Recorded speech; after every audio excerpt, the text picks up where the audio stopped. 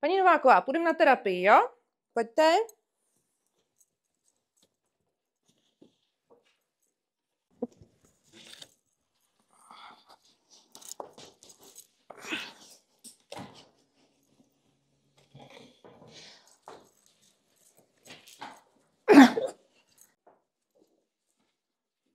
Ramena trošku. Tak, a můžeme jet, paní Nováková. Tak. Dobrý, jedem. Paní Nováková, můžeme jít na terapii? Půjdeme? Tak jo, tak já vás odkryju nejdřív. Tak, paní Nováková, půjčte mi ruku a pojďte se otočit, prosím vás, na pravý bok. Tak, díky.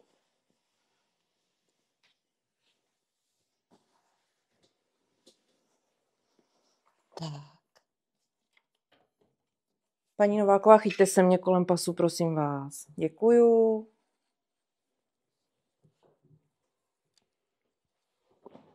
Díky. Pojďte, zvedneme nožky. A můžeme jet. Na klienty nesmíme nikdy spěchat. Nesmíme s nimi dělat prudké pohyby, protože všichni víme, že to bolí.